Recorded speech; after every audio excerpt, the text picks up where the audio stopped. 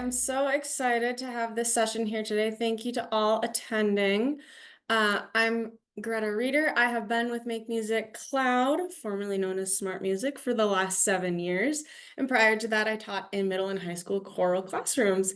I'm very excited today to introduce to you my two panelists here, Riqia Owens and Jeff Spencer, and we'll be discussing how you can use MakeMusic Cloud in the choral classroom. Riqia, if you could go ahead and introduce yourself briefly, we'd love that. As Greta said, I'm Riqia Owens. I am entering in my 9th year teaching. I am a Texan now for 3 years. I started at a public charter school in College Station, and now I just took a head band director position in Austin ISD. But in both positions, I've taught band, choir, and orchestra, and even a little bit of theater. So I'm grateful to be here. Thank you for having me. Yeah, thank you, thank you. And then Jeff, go ahead and introduce yourself too.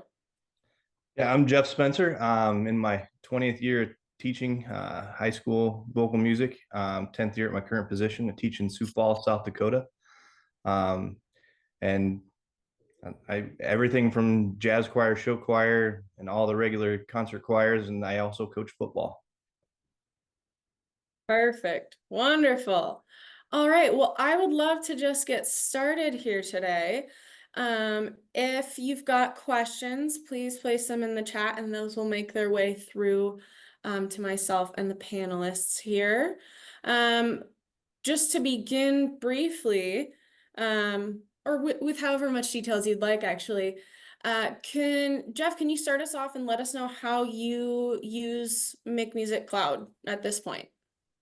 Yeah, my primary use right now is an assistance in sight reading so that students get an individual feedback and some work on their own, and I can assess where they're at individually. I kind of found that in my program, students were great at sight reading in a group when there was the comfort of the people around them and that safety net of somebody else singing with them, but then had a little bit of a anxiety when it was by themselves. And we have a lot of audition requirements that require some sight reading to make top level ensembles. And this has been a great tool for them to get some opportunity to, in a safety of their own practice room or home, get some work and feedback about their sight reading and how to improve without that the stress of somebody else hearing them do it.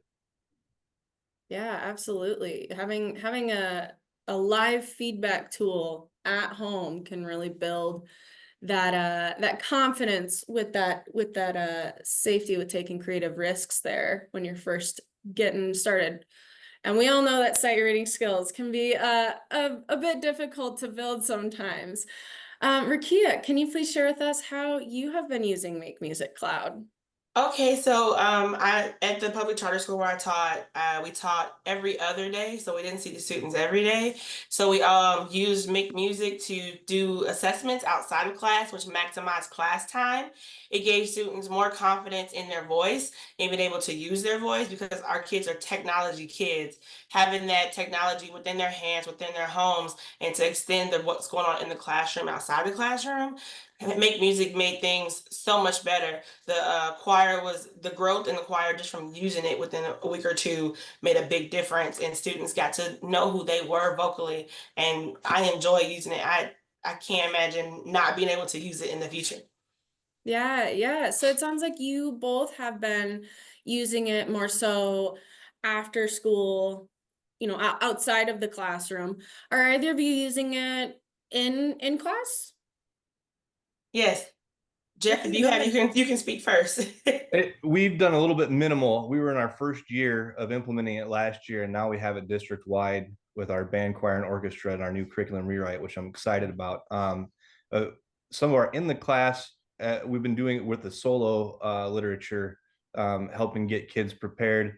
It's so great to have them be able to learn their parts and come to you ready for expression and tone quality things rather than having them need help to get the initial pitch down. So that's been a great tool in the classroom, but I'm excited to explore a little bit more of that this coming year as we work more of it into our curriculum.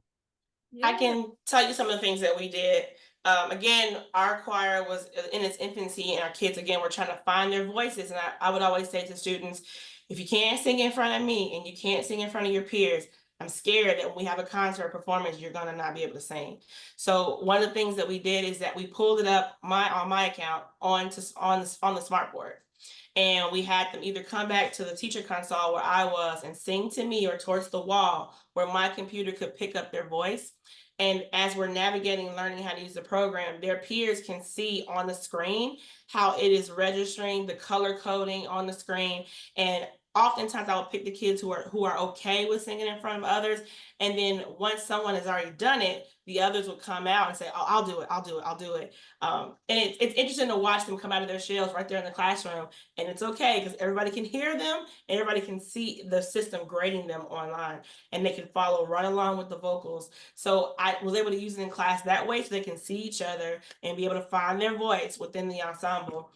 We also did it where we had all the students in a circle facing outward in the classroom with their own headphones with microphones very close, and they were able to sing individually things all at the same time. It sounds chaotic, but I'm telling you, it helps them build the confidence because everyone in the room is doing the exact same thing. Everyone is singing, different things or not, and they were so much more focused because of course the computer makes it so individualized. But we use it in class oftentimes a lot. Even in the beginning of the year, part of my beginning of the year process is to walk them through every step of the program, logging in, bookmarking, the library, the favorites, the building folders, to exploration, to looking at things. One of the great things that happened this past year, I don't even know how it happened with the upgrades. MakeMusic sent me an email of a little blurb of one of my students. It was like a highlight of that student and how they were doing all these different things and their percentages and some of the songs they were looking up. And so I took a snapshot of that and blasted it on our Google Classroom. And so they got to see one classmate who has been exploring, who has been practicing the things that she has been doing, and that encouraged others to go on and do things. I hope that they continue to do that, make music, because that was encouraging for them. It's like competitive a little bit for them, like, oh my gosh, she got the highlight and I didn't. And so that was encouraging too. And I really like that feature. But having them be able to see each other use it in class, and even being at the public charter that was a leadership school, we were building leaders. So I could even see students lean over and lead each other on things. Oh, I don't know how to do this. Oh, I got it. I'll show you. And that also built camaraderie within the ensemble. That's wonderful, both of you. And I will take a brief moment to describe some of these functions in MakeMusic Cloud for any of the folks attending who are not familiar. If you used what used to be called Smart Music back in the day, you may be familiar with the red note, green note. But how it works is if you've got a sight reading studio template up, which is what Jeff primarily uses at the moment, or rep, whether that's solo, like Jeff uses, or solo and ensemble rep, like Riqia uses, students will be able to click record. Their computer does a quick sound check. And by the way, their computer can also now be their phone. MakeMusic Cloud is now active on mobile devices. That's kind of some brand new information here. It'll do a sound check and then students can perform. They generally have earbuds in or headphones on to hear the metronome if they've got that on, the accompaniment for the piece, if they're doing a piece of solo or ensemble rep. And then as they're singing, if they get the note correct, it's going to turn green. If they get it incorrect, it's going to turn red. If they're a little bit fast or slow, it will show that note as yellow, and it will show the note head, the yellow note head, respective to if they're rushing or behind the beat there. So they've got that visual assessment available right away. They also have the ability to then listen back to what they've done.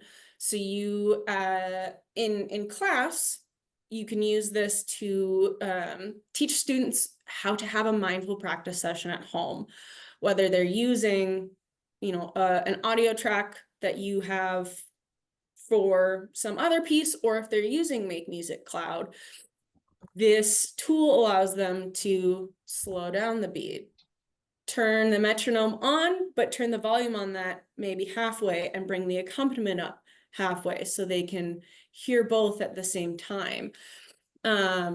And then once they complete their recording, they can listen back to themselves. So rather than seeing, okay, I got however much percent of this piece right, they can listen back and see, oh, visually I see the red note or I see the yellow note and I'm hearing myself, and it can connect a bit more and build their ears as well. And it looks like the audience would like to know if the students have access to one-to-one devices. Jeff, would you like to go ahead and answer that briefly? Yeah, all of our students have Chromebooks, and they have worked well with the Make Music platform. But excited to have that option to do the phone. I think that'll be a great tool for kids to be able to use at home, because they're on their phone all the time. Exactly. I agree completely with that. I am so happy to hear that they have the mobile app. I was going to ask when it was over because even though our kids have one-on-one Chromebooks, sometimes the Chromebook is not working because it's a school-owned Chromebook, or I have kids who live so far out that the Wi-Fi goes up and down, their phone is stronger.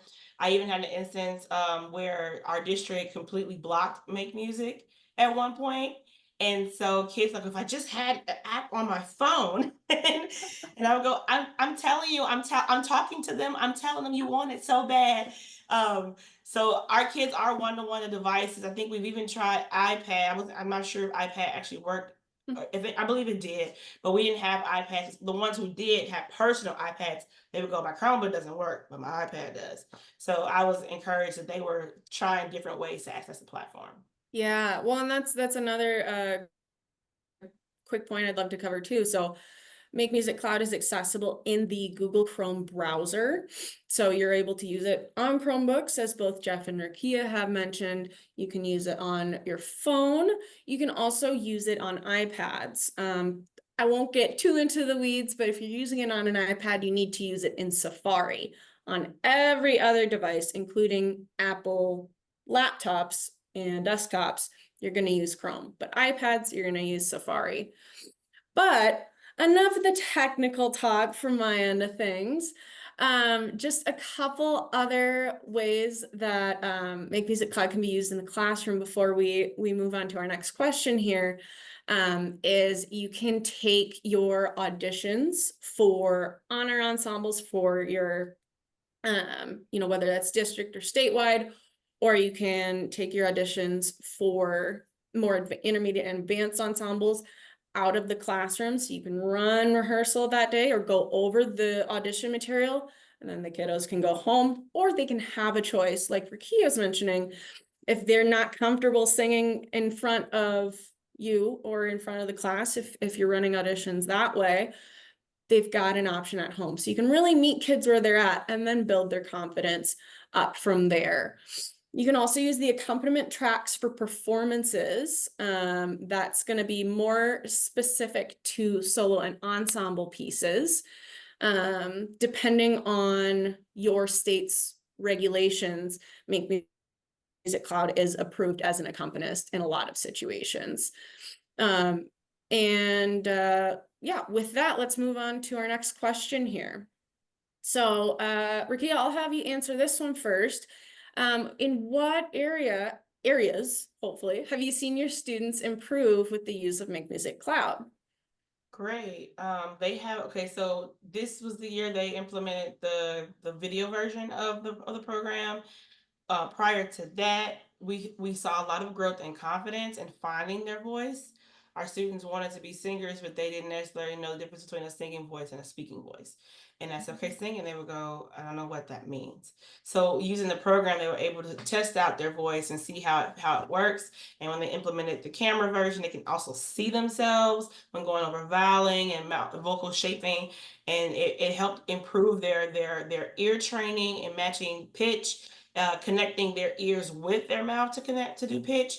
It also, again, built the camaraderie with them because they could talk to each other about the program outside of class or in class about how to use it. I also realized that even when we got to our concerts at the end of the year, that through using this program, they knew what to expect even more because they programmed and they program and they've practiced so much with it that they know what the people around them sound like and they know how to fit themselves within the ensemble. So we saw astronomical growth using the Make Music program within our courses. Yeah, Jeff, what about you? What areas have you seen your students improve with the use of MakeMusic Cloud? I think the sight reading is and a little bit more confidence individually. We just had last night our South Dakota Senior Honor Choir concert, and that event has a sight reading component, a solo singing component, a tonal memory component, and then a written exam. And students are really have to put themselves out there. It's a live audition in front of a live judge. And we had double digits in that ensemble for the first time in quite a while. And I think a portion of that is the confidence they've built in their sight reading on their own by using the Make Music this year with our top ensembles. That is so exciting, and congratulations to all of your students who have made it in. Wow, lovely. Yeah, so they've grown skill-wise with confidence. Do you notice your students growing, obviously individually? Are you noticing any improvement or growth as an ensemble as a whole? Sight reading has been such a huge part of our program, like every day, that I haven't noticed a huge increase in the ensemble because that was already a pretty comfortable thing. But I think that the thing that's really, it's not improving the ensemble, but it's improving the overall quality of the group because the kids that were maybe able to lean on the people that were really strong and confident are getting that opportunity to get better and have that growth and rise up to the level of the other kids because they're having the accountability to do that on their own in addition to the opportunity to make some growth without the other people kind of providing the example next to them. So while that doesn't always show up in the overall ensemble quality, I think it's a much better educational result and a much better thing for the entire group where kids don't get left behind or fall through the cracks because they have quality kids around them that they can lean on, but they're all then individually responsible for their growth and for the level of their technical accuracy. Yeah, no, that makes absolute sense. Riqia, how about you? Do you notice that your ensembles improve along with your individuals or something similar to what Jeff has just explained? Absolutely. Coming in as a band person teaching choir, I was concerned about making sure that my choir as a whole sounded like a choir and like their teacher was not a band director. I think by being able to learn how to match pitch and connect what is going on here mentally and then produce a sound and then blend in with the rest of the choir, it has made a significant difference in our things. I parents who came from when I first started there until the last concert and went, they sound phenomenal. They sound like a choir. I can't hear one person. I'm starting to hear blending and I'm starting to hear harmonies and things like that. So I have seen some how it improves. Hopefully next they'll be able to use the program together or something simultaneously in order to build that way through the program. That'd be great to see. Yeah, absolutely, absolutely. And I do want to also take a moment to chat about Sight Reading Studio, Jeff, just because um, something about what you've just said sparked my memory here. So again, for those attendees who are not familiar, MakeMusic Cloud is a suite of tools. Sight Reading Studio is within that suite. With Sight Reading Studio, you can set up parameters, anything between key signatures, time signatures, specific rhythmic patterns, specific note lengths. You can change the range of your instruments, voices, and you can speed through creating your outline, hitting all the topics that you need to hit, or you can get really into the weeds and really customize it. You can even get in there and make sure to include intervals that you're going to encounter in jazz settings, etc. So once you've set up those parameters, you save that. And what you're doing is either sending assignments out with those parameters, and each student will get their own exercise. It is true sight reading. When you send out the assignment, you say, students have 60 seconds to practice or 45 seconds to practice, however much you'd like. Then that they click, okay, I'm ready to go. It does that little sound check I mentioned earlier, just so the audio is picking up their voice correctly. And then the time starts ticking and the music comes on the screen. What I like to highlight specifically about this is if they don't really like the exercise that they see up on the screen, they have the agency to click generate a new one. Of course, this starts the clock over and it does prolong their practice time, which some students are not gonna like, but you're introducing that element of choice into the sight reading practice and skill building process. You're also ensuring that, you know, there's not a quick little cell phone picture taken and sent to the buddies of what the sight reading homework may be for that day. Everyone gets their own, but they're still hitting on all of the concepts and topics that you've built into the template itself.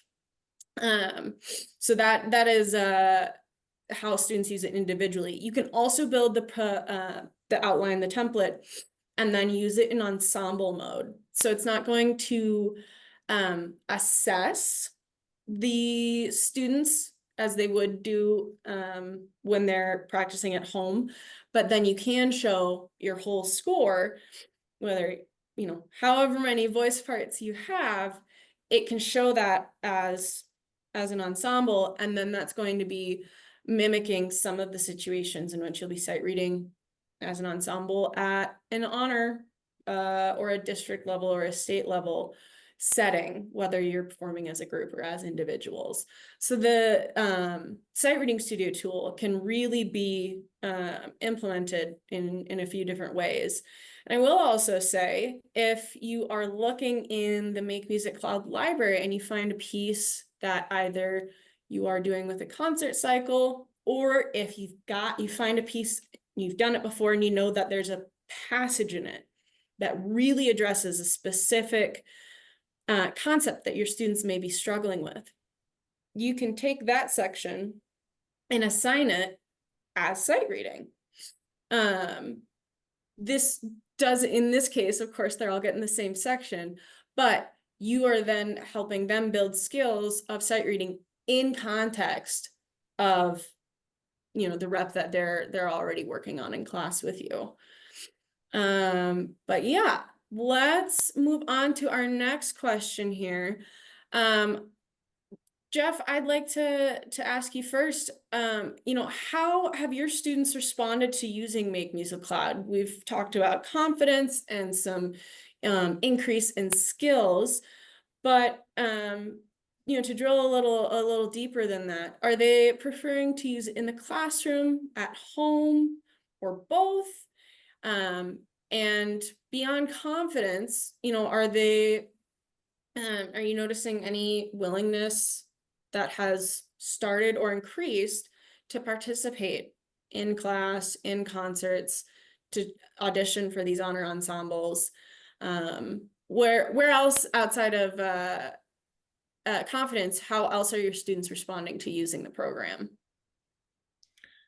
I think with anything, you got some students that are just exploratory and they want to dive in and explore everything that has to do with it, and others it takes a little bit of a push to embrace a new tool, and so I'm really excited this year to get them a little bit further into the different things that are available there, and to branch out into the solo stuff and to test their accuracy in different ways and to really start to build that. We're a little bit green at getting going, so the sight reading component was the biggest one yet. But I think that the kids, now that they've had a year with it, are more comfortable and will start venturing out a little bit more. And we only piloted it with one ensemble at each of our district high schools for last year. So now to have it with all of our groups is going to be really exciting to see what they do. I think the solo ensemble time will be an area that'll be a lot easier to get kids to do if they know that they have that tool to work on at home. They're not reliant on somebody else or themselves to just figure out the notes on their own. Having that accompaniment to work with is a huge portion of that too. we generally have between 50 to 70 entries for our solo ensemble contest. So getting to all those kids individually is really difficult for our two directors, just to get them quality time. So this tool is going to be huge in that regard, that these kids have a little bit more of an opportunity to do that preparation ahead of time, and then get a little bit more quality instruction on tone quality, on phrasing, on the parts that make it more exciting and fun to do than just let's sing notes and words at a judge. Absolutely. Riqia, how have your students responded to using MakeMusic Cloud? Again, beyond that willingness to take risks and build confidence, are you noticing anything else? Yes, initially, a lot of the students I had used the Make Music program very little at the K-8 program. So I had quite a bit of resistance when they came over to the high school, and I said, choir's going to use the Make Music program. And they were like, oh no, we're not doing that. And I was like, yeah, you are, because I'm going to grade you. I did have some students who were resistant to the Make Music program itself offering grades. Then I reassured them that I listen to them all. I check the back, I accommodate based on the student needs and performance level. And they were able to come on board when they didn't think I listened to all 80 different recordings. And I was like, yeah, I do. I remember in this measure you did this. And they were like, oh. And then they're like, okay, she's actually listening. So she's not just giving me the grade that Make Music gave me. She's actually, reviewing it and making sure that the grade was accurate. Students, I will tell you, one of the features that I love the best for choir was the looping feature. We would also put the looping feature on the smart board from the C, and we would just sing it over and over and over. And our own charter had their own solo and ensemble contest, and a lot of our students found their solos inside of the Make Music program. So the exploration was big time around that time of the season, because they allowed us to use the recordings for audio, for background tracks for the soloist. So one of the features that was also good to show the students is you can show them a graph of the exploration and study parts that's going on in each class. So then we had like a different content area battle, where it's like, which kids are going to explore more, the band kids or the choir kids? Which kids are going to actually practice more? And it's like the orchestra kids or the band kids. And so those tools and being able to see that in the program, the students were more encouraged to use it, and they became less and less resistant. And when we use students to recruit new students, I would often hear them say, and we also have this amazing program called Make Music, and we can sing into the program, and we walk through it, and we do this. And so those things have made their approach and their acceptance of the program really, really great. The difference between freshman year and junior year using the program and being encouraged to use it is great. I even have students come and say, Ms. Owens, do you know that you can do this and make music? And I'll go, yeah. One issue that we had as students, it would give them reds or yellows, but they didn't know what it means. So I know that you were explaining it to the audience. One thing that we saw, that if it was yellow or red, it would also show you what pitch you actually sung. So then students could recognize, okay, well, I went too low, or I went too high, or I went too low or high and went too fast. And so with that, it also increased their sense of tempo and rhythmic patterns and things like that, because they could see, oh, I went too high, too fast, or went too low, too slow. And those things, being able to have someone who is not their teacher or someone who's not their friend, but it's also a computer, say, you've done it this way, they go, okay, well, maybe Miss Owens is right. I have been doing this instead of that. And so the tool is, I don't know where our choir would have been without it. I don't know, honestly. Yeah.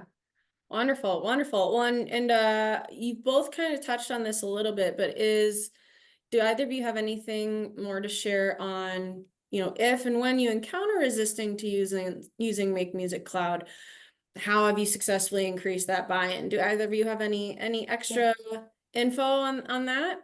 Yeah, take it away, Riqia. I've had students who were kindly placed in choir who didn't want to do it, and using Make Music was part of the curriculum, so they had to. And so they would try to make sure they maintained, their academics. And I would say, hey, let's have a one-on-one session. And that's when I learned that the headphones and the microphone part of it was more beneficial for my choral kids, even though some of my flautists like to use it too, because it's there and it's not like you have to sing. They don't like to sing quietly. They don't have to sing out really loud, and they can feel like they felt like they were more in a smaller space when they used it. And so we would walk through even every single pitch with the program, all the different tools of the program, speeding it up, slowing it down, listening for themselves. A lot of my students never wanted to hear their own voices. So just being able to say, okay, look, I'll sing with you through it, and then we'll play it back. And of course, I'm the teacher, so I'm super loud. I'm like, do you hear yourself? And they're like, no. I said, okay, now you've heard me, which is horrible. So now it's time to hear you on your program, because it's your name. You can't turn it in the grade with my voice. I know it's my voice. And then so now we'll sing it together, and now we'll get you to do it. I had a student post-COVID who refused to take her mask off, so we couldn't hear her sing. And so after our one-on-one session and using the microphone closer to her face and the mask, we could actually hear her. And I said, your voice is beautiful. Your voice is so beautiful. Now I know why you're in choir, but now I need you to sing out even in the Make Music program, so that not only can I hear, but you can build the confidence. And she was able to take that mask off, and her parents were like, what did you do? I was like, well, I just told her she had to sing, and she eventually had to take the mask off. And so building that confidence with that, and being one-on-one with them and the program gave them the guidance to go through there, especially my students who may have had IEPs or who needed modification and differentiation. Being able to go one-on-one with them was very helpful to show them how to do it. And singing with them, no matter how embarrassing it is to have your teacher sing, was helpful for them to see me in action and do it. Initially, when I first started teaching the program at the beginning of the school year, I would not bring students to the front. I would sing into the program, and they would see it grade me on the screen. And then eventually students said, well, can I do it? And I go, yeah, because you sing better than me. And so that's how I got into having the students do it, is putting myself out there with the program and having them see it and play it back. Even though I was like, oh God, you're so pitchy. Playing it back and giving them, making myself vulnerable to the program, pull a lot of kids into it. Oh, Greta, you're mute. Thank you. Sorry, I was saying that's great, and it's kind of a wonder what vulnerability can do sometimes. Jeff, do you have any other techniques or things that have worked for you to combat resistance? One of the other things that I did is I said, here's the deal. I can either help you with it, or here are 3 students that are really excelling with this program, and you can have them help you out. So then if they were more comfortable with their peers, they had another option. And a lot of times, let's be honest, the kids can describe things to each other better with technology than we can. So I like to have peers help each other through that. Yeah.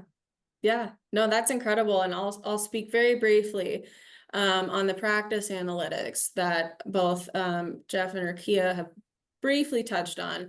You can see how much time, whether they've recorded themselves or just played and sung along with the accompaniment or the metronome, you can see how much time students are practicing assigned content, assigned sight reading assignments, and content that they're opening for fun, content that they're exploring and poking around to see what's happening there.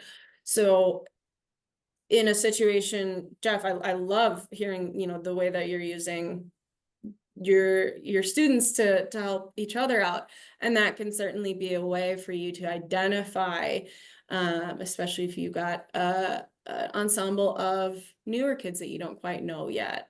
Or if you've got a large ensemble, you can use the practice analytics to help you narrow down or identify some of those kids who are, okay, these kids are doing really great. How can I replicate their success with the other kiddos? And it looks like we do have another question from the crowd. Riqia and Jeff, can you tell us if you use these practice tools as part of students' grades? The program itself gives students grades. How are you using it in the grades that you're putting in the grade book? Take it away, Jeff. Okay. Yeah. I used it as a grade. At the beginning, it was a completion grade. If you completed the exercise in sight reading studio, then you got the full amount. Working up to where they were comfortable with the program, and then it was based on their actual accuracy. And in South Dakota, we have what we have to complete each year is called a student learning objective, where you show a baseline of data from the beginning of the year, and then at the end of the semester, the growth. And I actually used the sight reading studio and exercises there as my student learning objective. A lot of times we've done something that was a little bit more written form and not performance based. And one of my principals encouraged me as a performance based class to use something performance based for my student learning objectives. So that's what I did with this last year. So that data was presented to the state as well as part of that student learning objective, and the growth that the kids showed through their sight reading scores over the semester of use. Excellent, excellent. Riqia, how are you factoring in information from MakeMusic Cloud into your students' grades? First, I'm really glad to hear that you were able to use those for your SLOs. That's really sweet that they did that. That makes a lot of sense. I did use the grading portion to make sure that for student grades, especially in the choral classroom where kids initially thought it was unfair that I used the program. And then they also learned that I was overseeing the program, literally listening to all of them. And it translated from them into the grade book. And if parents say, well, she got a low grade on this assignment and she did it at home, and I would say, did you hear it, Mom? And they would go, well, I heard her practice, and say, but did you hear the completed assignment? And they would go, well, no. And I could download it right from Make Music and email it to the parent. And I would go, here are the guidelines for which I'm grading them on, and this is what your child submitted. And parents would go, ooh, well, can you send that back so we can do it again? And I go, absolutely, I can. I said, did your child see the notes that I left in the program when I graded, when I went and reviewed the grade, I went and put in comments, and they would go, oh, I didn't know it could do that. And I go, your child does. And so being able to hold the students accountable and also have proof that I am overseeing it is not just a computer grade, and that it is improving them. I can show parents, this is where your child was in August. Here they are now in April. And they would go, oh, this is a really cool program. And students will send me, now they'll send me videos of their parent like sitting next to them, and they're like singing together. My mom was gonna sing with me. I said, okay. And I'll go, okay, well, let it go this first time, and next time it has to just be you, just to kind of get it more encouraged and incorporating with them. So with the practice tools, just having them using it more. I try not to grade based upon practice, but more so on what I'm looking for in the guidelines in the assignments. But if they said I practice this many hours, I can go in and say, okay, well, I'll give you 5 extra credit points for this many hours of practice time. Initially, my department, we considered doing practice logs, and I said, well, Make Music already logs the practice. I could do it that way, but I don't want to grade on it. I want to use it as a motivation tool, not a grading tool, because I have kids who'll turn in recordings where they're just talking to me instead of singing, and so it does help regulate the rigor of the grading system. So. Yeah, absolutely. That makes a lot of sense. And I'll briefly note as well, we have this has been out for a little bit, but we do have a feature now where once you enroll your students in a class, which can be done via ClassLink, Canvas, Schoology, and Google Classroom, you can also enter parent emails, and those parents can elect to receive progress emails once a week.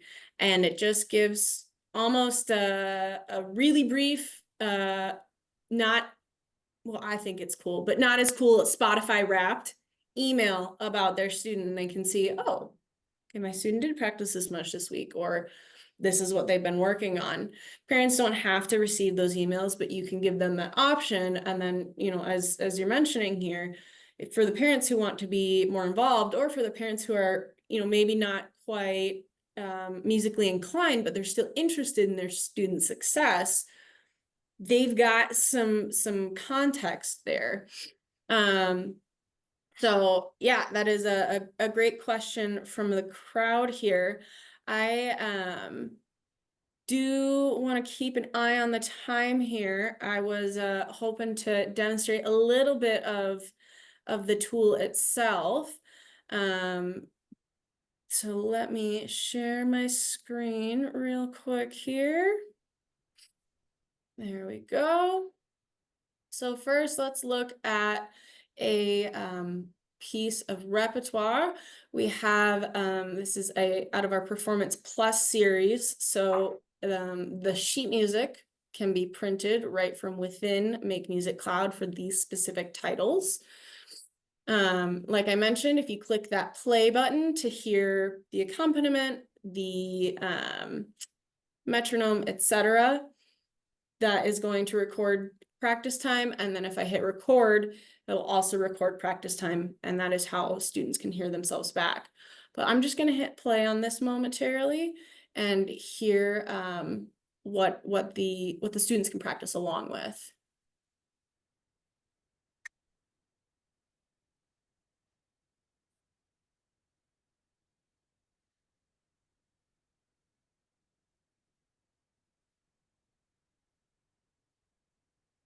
It sounds like got a little sound sharing rookie mistake here. Let's see.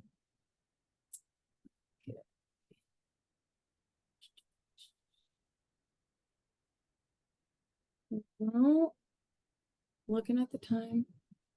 Well, fortunately, can't share that today. Unfortunately, so sorry, folks. I encourage you, and I'll put up an image in a second, to try a 30-day individual trial of MakeMusic Cloud. And I can't show you the sound of a sight reading example, but this is what a practicing with the sight reading studio tool looks like. So I, as a student or as a teacher, this template has already been built.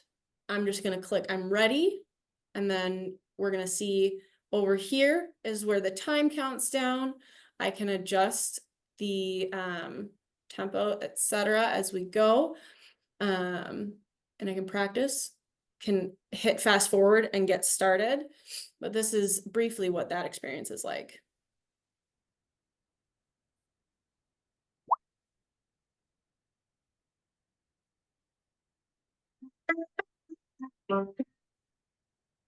So we get our starting pitch, and I'm not sure if you could hear that, my apologies, but our time is counting down.